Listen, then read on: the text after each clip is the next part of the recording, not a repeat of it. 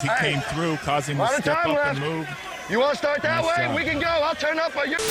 So if you had any energy after watching the NCAA tournament games all day yesterday and you decided to check out the AAF for some pro football, you was in for a treat. Now we got to see former college megastars go at it for their respective teams. Trent Richardson and Johnny Manziel on the field once again, and damn, what a game. Now stats won't tell the full story here, but hopefully this video will, or get close enough. Trent Richardson led the game in rushing with 56 yards and a touchdown. He also had 26 receiving yards for a total yardage output of 82 from scrimmage. Now I treat the AAF in a similar fashion to how I treat the NFL. I mostly watch my team. The thing is though, Trent still moves pretty damn well, and the undeniable truth is that nobody really wants to tackle this man, all right? His ability to pick up consistent, tough yards is invaluable.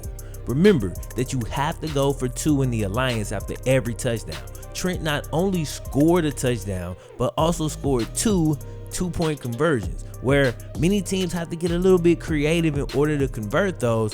Birmingham can just turn around, give it to Trent, 2 points, like 2 more points, you know what I'm saying? There's also this other little thing where, despite the fact that Trent doesn't typically gain big yards, he plays more of a fullback type of role for his team and leads the league in rushing touchdowns by a lot.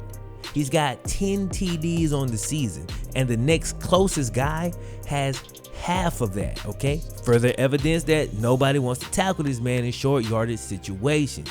In my What Happened to Trent Richardson video back in season 1 or 2 of the What Happened to series, I talk about all the things that went bad for Trent, from his family placing undue stress on him, spending up all his money, and you can see the toll it took on him as he started losing his hair. As a fellow dreadhead, I am extra sympathetic to that plight. Real talk, stay strong, bro.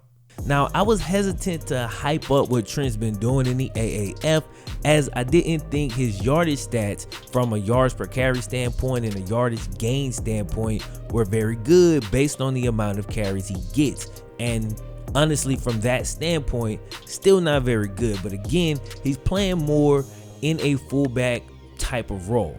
And he's the ultimate workhorse in the league with 107 carries, still leading the AAF in rushing attempts. With that said, there are 3 other backs that's not too far behind him in carries, and not one of those dudes has seen the end zone more than 4 times. I know I said it earlier, but just to remind you, Trent has 10 touchdowns, bro. Couple that with the fact that Trent's team is in second place in the Eastern Conference, only because they play on the same side with Orlando, who's an unbelievable 6-1, and Birmingham clearly had a winning formula this season with Trent.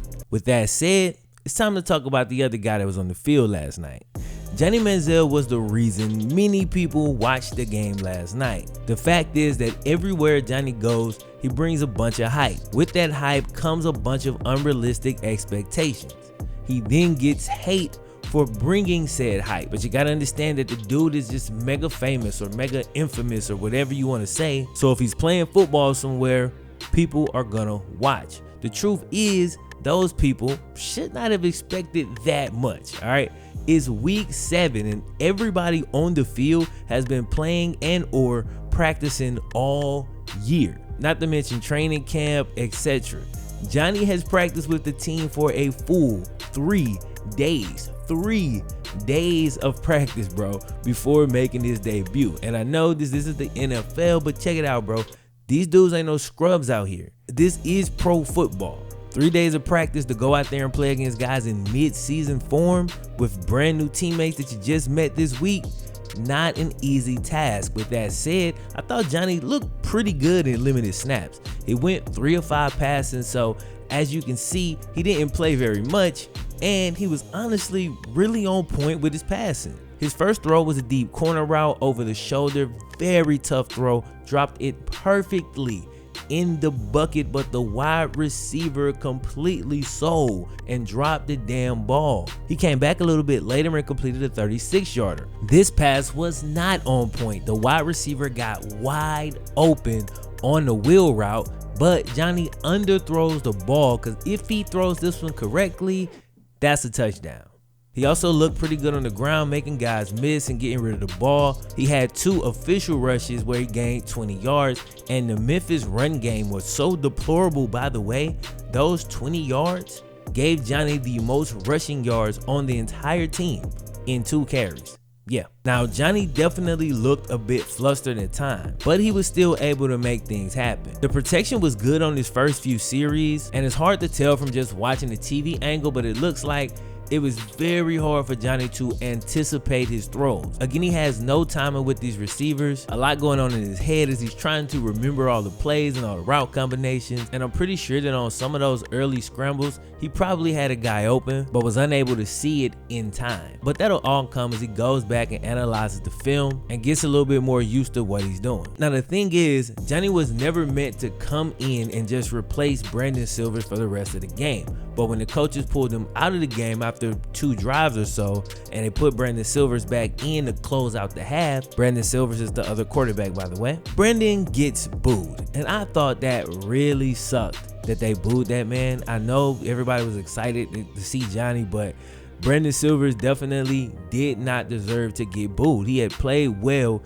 to that point, and he only got the starting job last week, and he played pretty well in that game too. I know the fans were excited to see Johnny, but he's only been practicing for 3 days and barely knows the regular offense.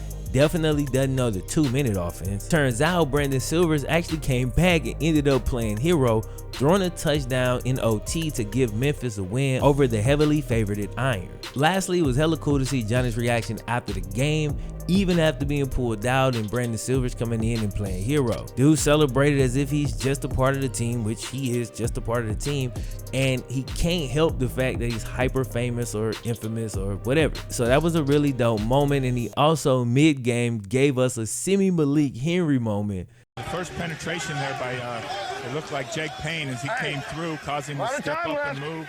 You want to start that way? We can go. I'll turn up on your bitch ass. After being taunted on the field, that was also pretty cool.